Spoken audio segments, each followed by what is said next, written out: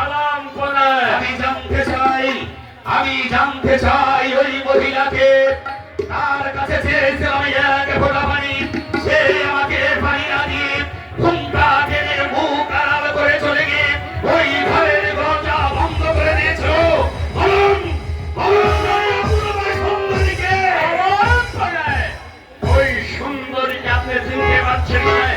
ওই সুন্দরী হয়েছে শাম শহরে আব্দুল জব্বারের স্ত্রী বিবি জয়নব। আলাম কোনায় মহামন্ত্রী মারওয়ান, আলাম কোনায় সেই অপমানের কথাই আমার মনে হয়ে আমার এই বুকের মাঝে আগুন গুলো ধাউ ধাউ করে ধরে উঠছে। তাই তো যেভাবেই হোক না কেন ওই অপূর্বা কাজটা চলল। ওই সুন্দরীকে আমার হাতে আমি মরতে চাই। আলাম কোনায় ওই রমণীকে বিবাহিত। আলাম কোনায় সে বিবাহিত মহামন্ত্রী মারওয়ান। আলাম কোনায় আমি চাই ওই খালসা সৌরভের সুন্দরীকে, কারণ যে অপমান আমাকে করেছে সেই অপমানের আগুন আমার এই বুকটাকে ঘুরে ঘুরে খাচ্ছে। তাই তো ওর হাতের মনে আনতে পারলে ওর রূপের দাগাকে ভেঙে তুলিয়ে আমি ছাড় খাই। আলাম কোনায় বিবি জয়নবকে পেতে হলে আপনাকে একটি ছলনার আশ্রয় নিতে হবে। এমন কি শোনা এই মুহূর্তে কাবির ঘাটে থেকে পাঠিয়ে দেবেন ওই জয়নব ভুবনে।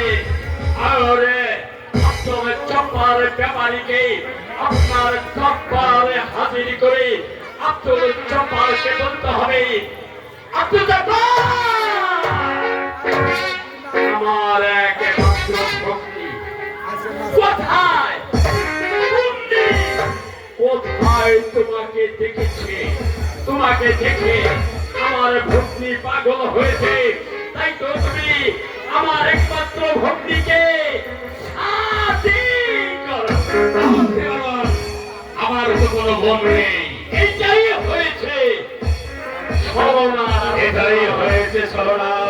বেশ, আপনার কথা মতন আপনার কথা শুনে আমি কাবির তাকে পাঠিয়ে দেব ওই শ্যামে শহর আব্দুল জব্বারকে আমার জন্য।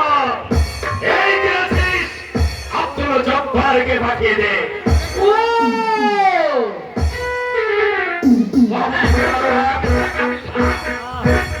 আমির খান, এই মুহূর্তে চলে যাবে তুমি শ্যামে শহর। ওই শ্যামে শহরকে আব্দুল জব্বারকে বিয়ে করবে।